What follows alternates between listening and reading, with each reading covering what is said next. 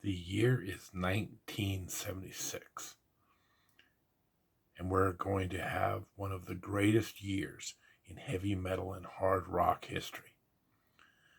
As we enter the second wave of hard rock and metal, and we have two of the all-time greatest heavy metal albums going head-to-head.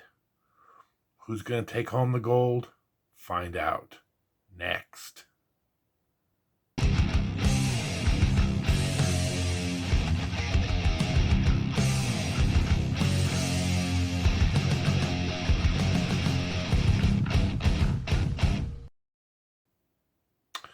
Welcome, metal enthusiasts, to another episode of The Metal Dude Abides. Today we're going to look at a very special year, 1976. Why is it so special? Well, first of all, I do believe, up to this point, this is the greatest year in hard rock and metal history.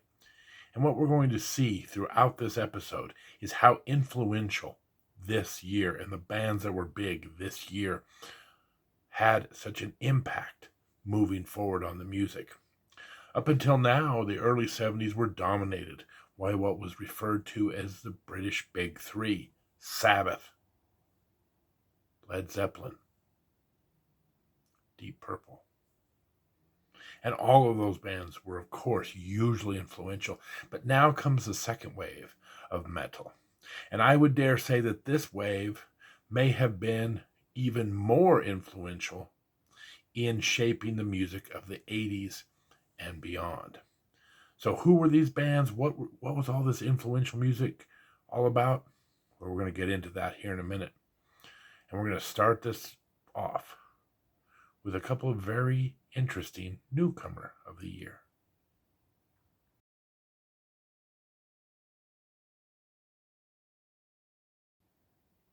All right, newcomer of the year really boils down to two fantastic bands. The first band is a Hall of Fame band that had a Hall of Fame career that spanned decades. The other band had one of the greatest albums of all time. And while their influence and their career was much shorter, it was also very epic and very influential. Who are the two bands? Let's start with the band that had the long career, the Hall of Fame career, one of the greatest bands of all time, AC/DC. If you were around back in the late 70s, the early 80s, even into the early 90s, you would know AC/DC was one of the biggest and most influential bands in the history of hard rock and metal. One of my all-time personal favorites. They get off the schneid this year with a new album called High Voltage. Now, this is a bit of a compilation because AC/DC's actually been around a while. They just haven't been around in the States. And since we are going in and fixing the Grammys, we really try to acknowledge only albums that were here in the United States. AC/DC's actually put out a couple of albums in their home country of Australia, but this was when they finally got seen worldwide. The other band, Boston. Now, Boston only, at the end of the day, put out 3 albums, I believe. And the first album is by far their greatest, but it's one of the greatest albums of all time. The self-titled Boston album will go down in history and really led the charge for 1970s hard rock. In fact, there was some question as to, does Boston qualify for this category? They are on that much more on the hard rock side than on the metal side, of course. But again, if you look at the music and the intent of this program, we don't just exclusively look at metal. We also look at the larger tent, the hard rock family as well. And in that case, I do believe Boston belongs. So it becomes a bit of a tough choice because I love AC/DC, one of my favorite bands of all time. But I have to give the award for Newcomer of the Year to Boston because let's face it, this album definitely garnered a lot of attention. So much so that the Grammys even nominated this Boston as a Newcomer of the Year, which is pretty rare for this program as we've gone through almost a decade's worth of programming, we rarely see the Grammys acknowledge anything in the hard rock heavy metal category. I think Led Zeppelin, Bad Company, and now Boston are the only three bands that we've recognized that actually received nominations for the Grammy. They didn't win it, mind you, but they at least got nominated. Whenever the Grammys even do anything remotely right, we should celebrate it. Well, who did win the Newcomer of the Year that year for the Grammys? Well, that would be the Starland Vocal Band with Sky Rockets in the Sky, Afternoon Delight. Now, while that is a very good song and a very iconic song, it doesn't hold a comparison to Boston coming out with this fantastic album. So not only is Boston going to win Best Hard Rock and Heavy Metal Newcomer, they're going to win it in the major category as well in the Grammys. With that said, let's move on to Best Musical Performance.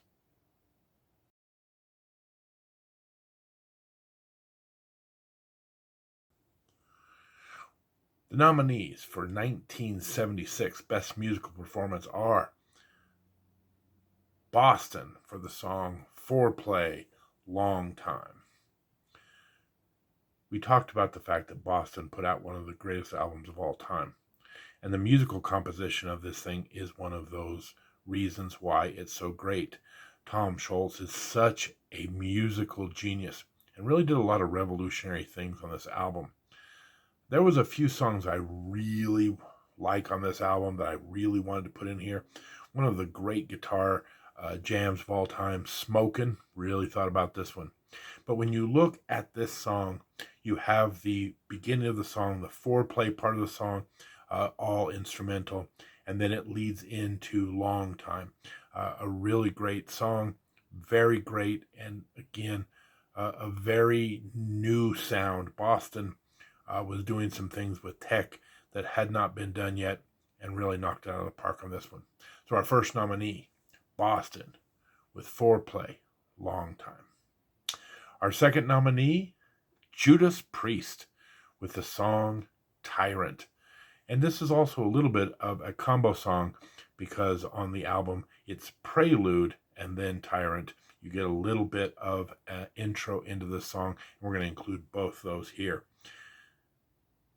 We were talking about influential bands. We were talking about the second wave of metal.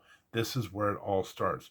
Judas Priest really changes the whole atmosphere with bringing in the twin guitars of K.K. Downing and Glenn Tipton. This is where Judas Priest really finds their sound. We're going to talk more about this album later, but this song is fantastic and one of my all-time favorite songs. Prelude, Tyrant, our second nominee. Our third nominee, oh boy, Rainbow with Stargazer. This is one of the most epic heavy metal songs of all time. We talk always about guitars. I have such a prejudice towards guitars. I apologize to all other instruments, but I'm going to go through the whole thing here. Number one, this song starts out with a Cozy Powell drum intro. That's fantastic. Number two, it has one of my favorite Ritchie Blackmore guitar solos, where if you ever want to have someone take a look at a song that tells a story with the guitar solo, bring them right here. First and foremost, it has a very Middle Eastern feel, and as you know, Stargazer takes place in like the deserts of Egypt or something of that nature, right? He has that really cool Middle Eastern tone to his guitar work. Then it talks about the entire song is about a wizard who climbs to the top of the tower, prepares to fly, but falls to the earth and dies. The guitar solo recaptures that moment by bringing us up and up and up, and then at the end of the solo, plummets down. This is really cool. And if Cozy Powell and Ritchie Blackmore aren't enough, you have the Munich Philharmonic Orchestra coming in to bring in the end of this song to even more classic feel. This song's going to be hard to beat. So coming in at number 3, Stargazer by Rainbow. Our fourth nominee is Virgin Killer by the Scorpions. It's kind of unfair, really, but, when we talk about the Scorpions, their very first guitarist was Michael Schenker, one of my all-time favorite guitarists. We'll talk about him a lot in the 70s. And as the 80s roll in, of course, the Scorpions brought in Matthias Jabs, again, one of my favorite guitarists of all time. And sometimes Uli John Roth kind of gets lost in the shuffle. But he is an amazing guitarist, and he really, really stands out on this album and on this song in particular. Virgin Killer, our fourth nominee from the Scorpions. And finally, speaking of Michael Schenker, UFO with the song I'm a Loser. Now, this isn't a real up-tempo, really crazy tempoed song. It's a little bit of a slower song. It starts off, almost, slow and sluggish, if you will. But the guitar solo on this song is one of my all-time favorite Michael Schenker songs. And that's saying something. Again, one of my favorite guitarists. One of those innovators in the guitar world with his flying V and really just an amazing player for his day. This song, again, let it sit for a bit. It starts out slow, but by the time you get to the guitar solo, you're going to say, wow, what a tremendous song. So our fifth and final nominee, I'm a Loser by UFO and Michael Schenker. And the winner is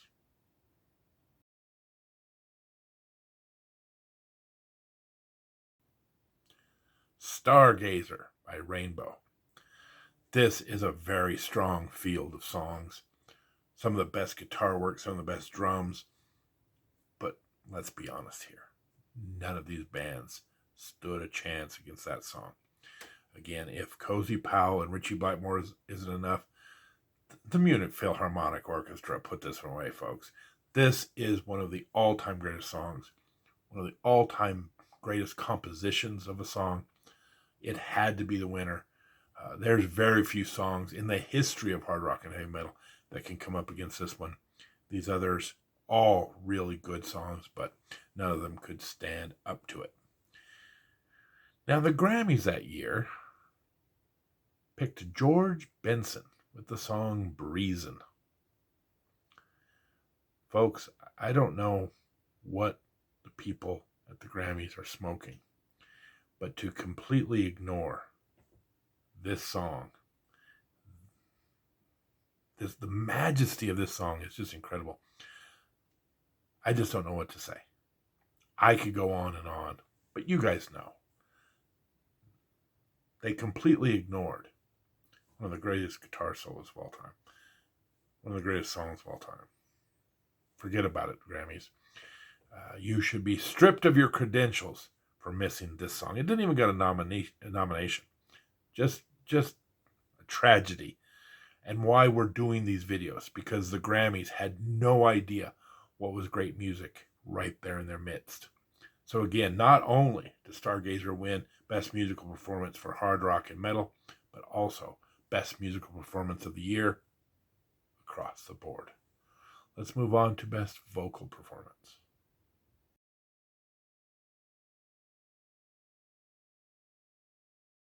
Our nominees for Best Vocal Performance of 1976. Our first nominee, Aerosmith, with Back in the Saddle. Now, a few years back, Steven Tyler won the award for his unbelievable song Dream On.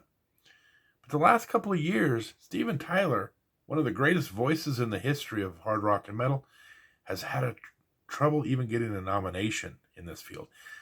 The competition has never been stiffer. When we go through these artists, you're going to realize we were really in the golden age of vocalists here. Steven Tyler, again, decades of great vocal performances. You can't ignore Back in the Saddle. Maybe, if not Dream On, this could be his signature performance. Love this song. Steven Tyler, welcome back to the nomination party. Our first nominee, Aerosmith, Back in the Saddle. Our second nominee, Judas Priest, Victim of Changes. It puts a smile on my face. Rob Halford, the metal god. We saw a couple of years back when Judas Priest put out their album Rock-A-Rolla that it wasn't quite metal, wasn't really all that great, but you could see the talent. And you could definitely hear the vocal prowess of Judas Priest, and in this case, Robert Halford. But this album, Sad Wings of Destiny, you really see Judas Priest put it all together, and now you start to see what Rob Halford's truly capable of. And I would dare say that you would be hard-pressed to find a better vocal performance in the entire 50-plus years of Judas Priest than this one right here. Victim of Changes is unbelievable. It has, again, a very slow start. It has a great crescendo. This is a masterpiece. It's our second nominee. Now, our third nominee is Queen with Somebody to Love. Freddie Mercury, one of the greatest vocalists of all time, definitely one of the big vocalists of the 70s. He's the defending champion in this category. He won the award last year for Bohemian Rhapsody, and he's here to defend his title. But oh, what a field he's got to go up against. Will he be able to repeat? We'll find out here in a second. Third nominee, Somebody to Love by Queen. Our fourth nominee, we talked about this a little bit earlier, Stargazer by Rainbow. Ronnie James Dio, very similar to what we've seen with Rob Halford, came onto the scene, has already started blowing people away, but I believe this is that moment where people start to realize the potential of Ronnie James Dio as well. For those of you who may or may not know, Ronnie James Dio and Rob Halford are my two favorite vocalists of all time. And these could be, you could argue that these are their signature songs to show off their vocal prowess, going head to head. Unbelievable. Our fourth nominee, Stargazer by Rainbow. Finally, our fifth and final nominee, the Scorpions with Virgin Killer. I've said it once, I'll say it a million times. Klaus Meine, one of the most underrated singers in the history of hard rock and metal. And when we go back into the 70s, before he started having some vocal issues and had to have his surgeries, you really understand just what a talented singer Klaus was. He may be a little bit overshadowed at times by Halford or Dio. But go listen to this album. Go listen to Klaus Meine in the 70s, this era of the Scorpions, and you will be blown away by how not only powerful, but beautiful his voice is. Our fifth nominee, Scorpions, Virgin Killer. Whew. Who's going to come out of this loaded field with the gold? And the winner is...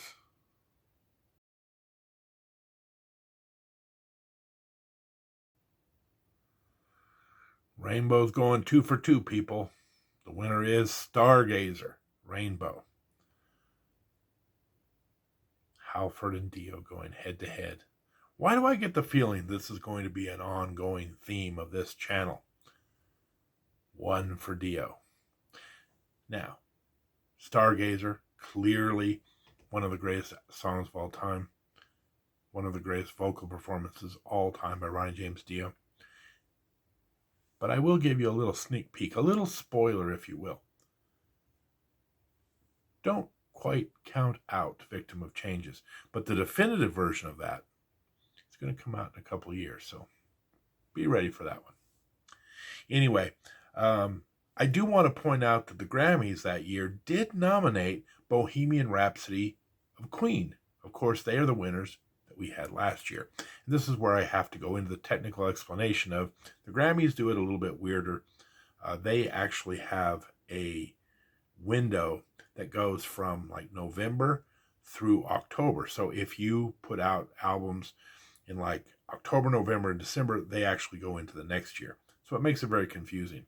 While I'm here to basically recreate the Grammys, I didn't go that far. I just take songs from that various year.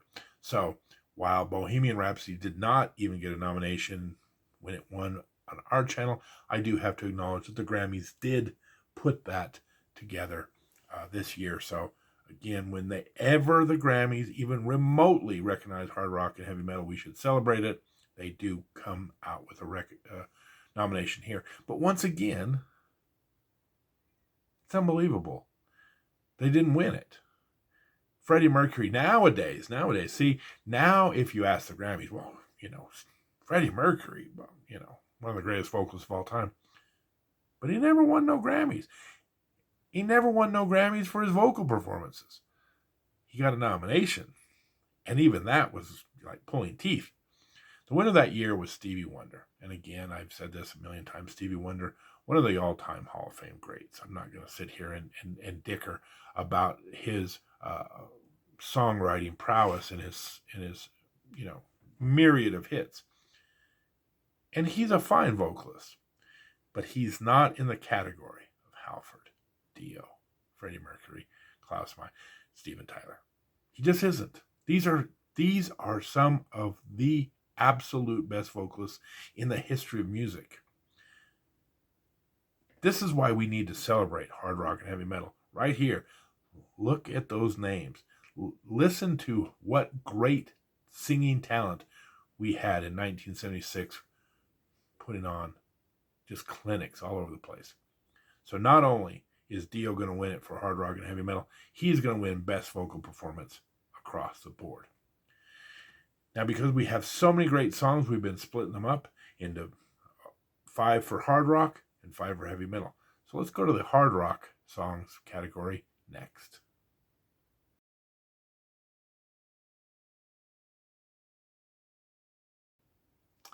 Our nominees for Best Hard Rock Song of 1976 starts with AC/DC with the song TNT. One of those songs that came out early in the AC/DC catalog and has been a staple of their live shows. I've heard people using this as their walk-up song in baseball games. It's played in anthems or stadiums and arenas for football and hockey. You name it. This is one of those songs that started off. At this point, hard rock and heavy metal aren't really that big commercially, so it's kind of funny to see songs like this live on 50 years later. Our first nominee, TNT by AC/DC. Now, our second nominee is a little bit different in that it was a huge hit back then. Blue Oyster Cult, Don't Fear the Reaper. This was probably the biggest hit in the Blue Oyster Cult catalog, and they've had some great songs. This one might be their number one. Played a lot, great melodies, featured prominently in the original Halloween movies. Just a little trivia there. Our nominee number 2, Don't Fear the Reaper, Blue Oyster Cult. Our third nominee, Kiss, with their epic tale of a concert gone bad, Detroit Rock City. For those not familiar with the song, great story in this song of some kids who get all hyped up and head for a rock concert, but don't see the end of the evening and have a tremendous car accident. Detroit Rock City is one of the greatest Kiss songs of all time. And again, when you talk about the Kiss catalog and how many hits they've had, that this is even talked about as among their greats, you know this is a good one. Our third nominee, Kiss, Detroit Rock City. Our fourth nominee, Sweaty Teddy, the Nuge. He's back with Dog Eat Dog. Ted Nugent in the 70s is a hit machine, and the hits just keep on coming. Dog Eat Dog has a really cool style to it. Really like this song. Don't sleep on Nugent, one of the biggest acts of the 70s. He is our fourth nominee with Dog Eat Dog. And finally, Thin Lizzy comes out with probably their biggest commercial success, Jailbreak. I've always confessed to loving Phil Lynnett's voice. I love this song. They have 2 really big songs that come off this album, Jailbreak and The Boys Are Back in Town. Take your pick. They're 2 of the biggest, most successful, most commercial songs you'll ever hear in the hard rock catalog. So our final nominee is Thin Lizzy, Jailbreak. And the winner is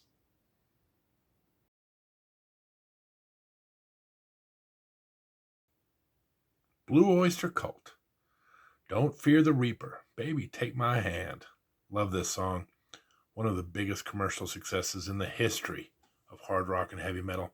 Blue Oyster Cult really had a ton of hits in the late 70s and early 80s. And this was their all-time biggest hit. One of the all-time greats. Congratulations to Blue Oyster Cult for a well-deserved victory. Let's move on to the best heavy metal song of the year.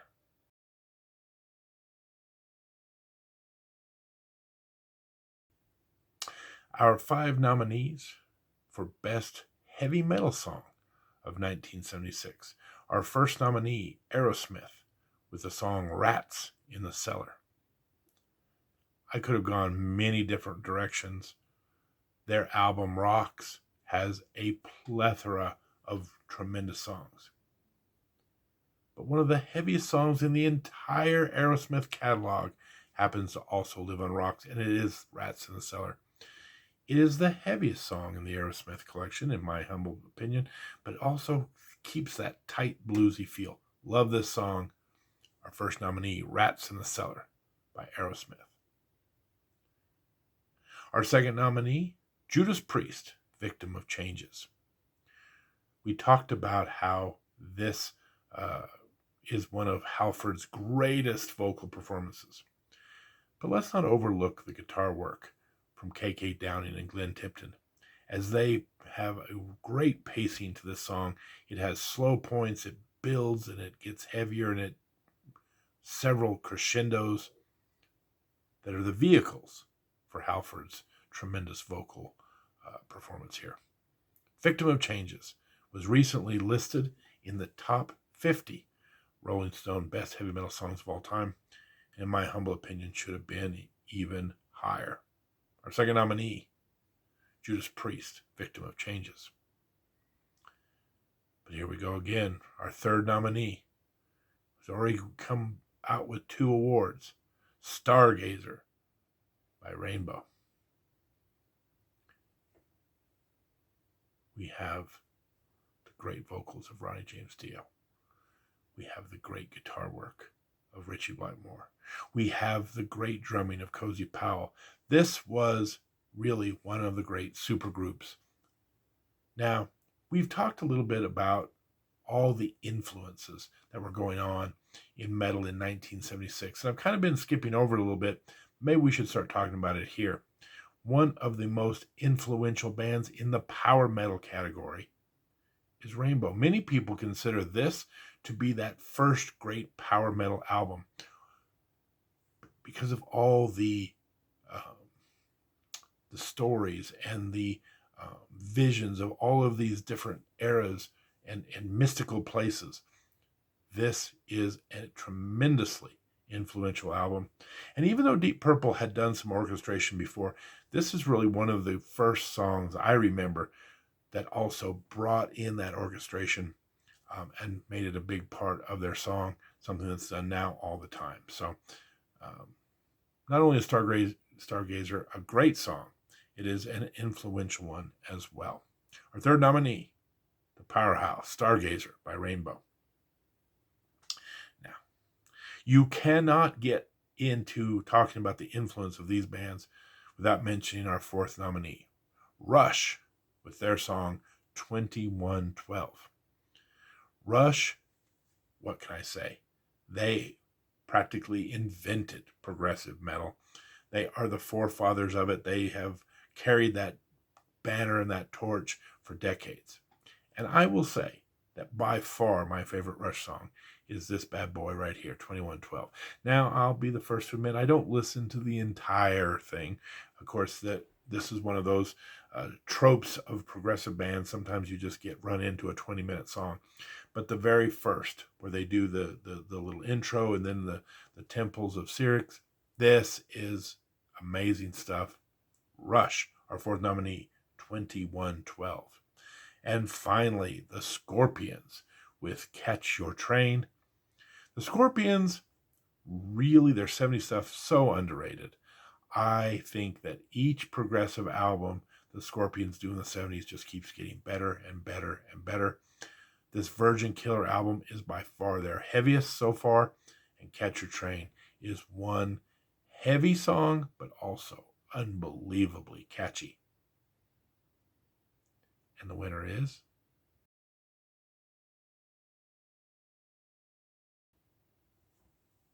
Rainbow, Stargazer.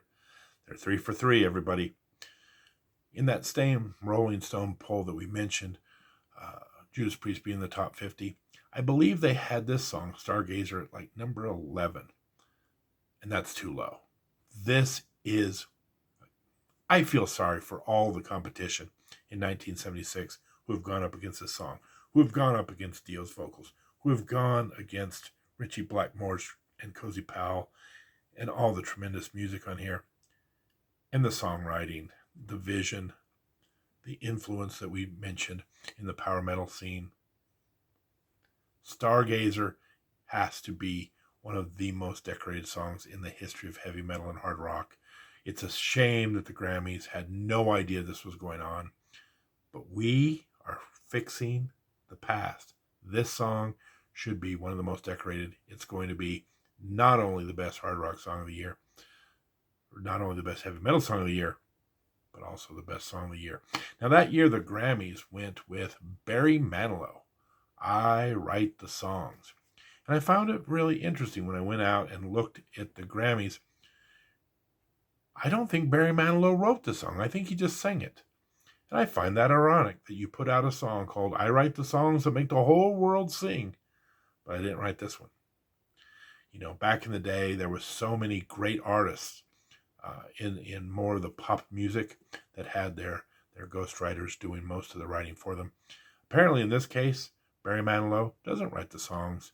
Some other guy does. So anyway, on that technicality alone, I'm giving the award Best Song of the Year all the way across the board to Rainbow with Stargazer.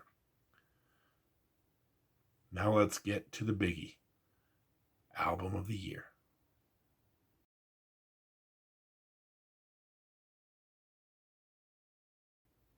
Before we get to the nominees for Best Album of the Year, I want to just list a few albums that didn't make the cut, the honorable mentions, if you will. And the reason I'm doing this is because this is how good of a year 1976 was, that some of the most iconic bands in the history of hard rock and heavy metal had some of their best albums, some of their best work, and it didn't even make the list. Let's talk about Kiss, Rock and Roll Over, Calling Dr. Love, all the wonder. This is a very underrated Kiss album. We have Blue Oyster Cult puts out Agents of Fortune. We talked about they have the great song Don't Fear the Reaper. Agents of Fortune, many people consider Blue Oyster Cult's greatest achievement. Scorpions' Virgin Killer. Each year the Scorpions get better and better. This album came oh so close. Probably should have made it if to be honest with you. We have Ted Nugent, Free For All. Maybe not as great as his first album that he came out with, his solo album, Ted Nugent, but this thing is a really great 1970s juggernaut. Ted Nugent just misses the mark here. Unbelievable. Thin Lizzy. Many people, we talked about Jailbreak, that being their biggest commercial success, but a lot of people that are really into Thin Lizzy say Johnny the Fox is their best album. It doesn't make the list either. We talk about AC/DC. They come out with their first international version, High Voltage. And an album I really hated to leave off. UFO's Heavy Petting. One of the, I think, Phenomenon's probably my favorite UFO album, but this one's right behind it. This is at least my second favorite album. The list goes on and on. Those are the albums that didn't even get a nomination. That's how good a year it is. So who gets the nominations? Let's run through them real quick. Rocks by Aerosmith. In my humble opinion, the 70s run of Aerosmith is highlighted by two albums, Toys in the Attic and Rocks. This bad boy cooks and has some of the best songs in the Aerosmith collection. Our second nominee, the self-titled Boston. Hit after hit after hit. Not metal by any stretch of the imagination, but one of the most iconic hard rock. Really ushered in a good period of hard rock with this album. Our third nominee, Sad Wings of Destiny by Judas Priest. Judas Priest is, in my opinion, when we start talking about what heavy metal is about to become, when we start talking about the third wave of heavy metal, I think Judas Priest may, if you really sit down and look, at the very least was the most influential band for the decade to come. And the decade to come is the period of time when heavy metal was at its highest peak. You start seeing everybody go to the twin guitars. You see a lot of the song structures and the speed that comes with Judas Priest. Sabbath obviously was very influential, but you don't see a lot of bands trying to recreate Sabbath. The doomy, the stoner, the slow, the single guitar. Judas Priest became the model for what was to become in the 80s. Very influential. Destroyer by Kiss, our fourth nominee. When you look at the influence in the glam metal that Kiss had, they may be all time. We've had Alice Cooper, who came in and started the things, but Alice Cooper is very unique and kind of hard to emulate, to tell you the truth. Kiss, with that kabuki style makeup, I've heard so many bands from BVB to Motley Crue to, you name it, Wasp. Many of them took their inspiration from Kiss. And here, Kiss puts out maybe their greatest studio album of all time, Destroyer. Could have gone with Rock and Roll Over. They missed the cut. Destroyer gets in. But they're going up against the juggernaut, folks. Our fifth nominee, Rising by Rainbow. We have talked about Stargazer enough. I'm not going to go into it anymore. If you want to hear another, maybe my second favorite track in the history of Rainbow, A Light in the Black, which is the combo. So you have Stargazer and Light in the Black. They're supposed to be played together. Both are, pretty long songs. Both are epic. A Light in the Black, let me just put a plug in for that. So difficult that they didn't play it very often in concert because it was such a difficult song to play. I almost put it as the instrumental musical performance of the year, but then you have Stargazer, which is so beloved. Rainbow Rising, our fifth nominee. Whew, and the winner is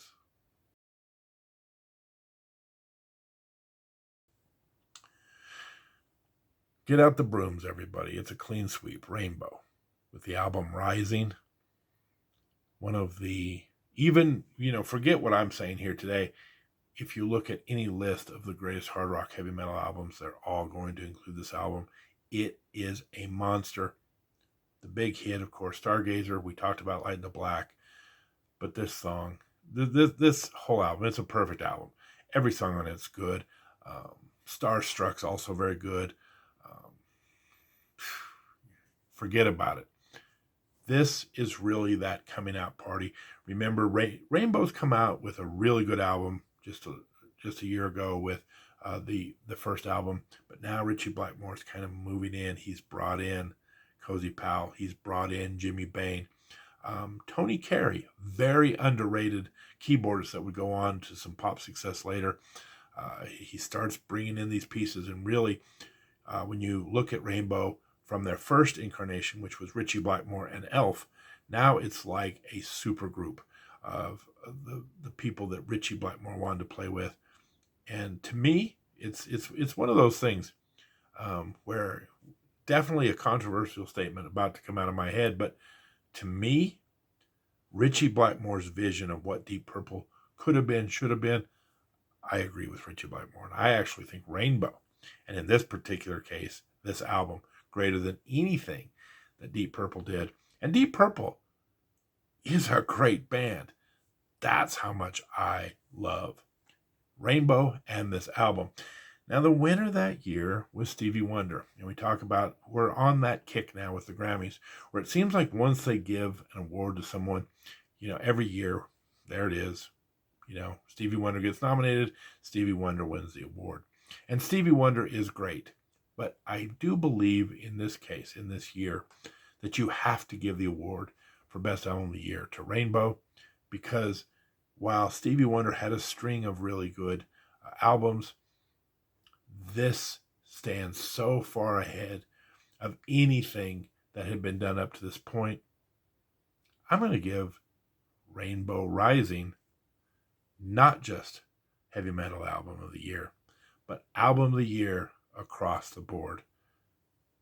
And it's well deserved. So there you have it. We talked about 1976 being influential. You have Rush being the forebearers of the progressive rock heavy metal movement. You've got Rainbow ushering in power metal. You've got Judas Priest, who's going to really influence the third wave, the new wave of British heavy metal, very Judas Priest influence. You have Kiss being such an influence in the glam rock era. The list goes on, everybody. This is such an interesting year of music. So many albums that I wanted to give Album of the Year to. We had a long list of albums that I mentioned because there were just so many good and different metal albums that year. What a great year. And it just keeps getting better, folks. By the time we hit the 80s, it's just unbelievable the amount of great hard rock and heavy metal music that we're able to enjoy. And if you want to keep watching us go through these years and finding all the great stuff from the 70s, the 80s, and beyond, what a great time to subscribe to the channel, ring the bell, get notifications whenever we put out new content. We try to put something out every Tuesday, and we've been doing a lot of great album reviews. We've been doing some studio ranking of studio albums from some of the different bands that have put out new albums. But I've looked at the catalog coming forward. Seems like not a lot of new releases in the next few weeks. So we should be in the Grammy series for the next few weeks. So you want to tune in next week. We'll be in the year 1977. Also, we're approaching our 1-year anniversary. I've got a few ideas of doing something a little special for that. So you want to get that notification in there so you'll be able to celebrate that 1-year anniversary with us. In the meantime, this is the Metal Dude signing off. As always, take care.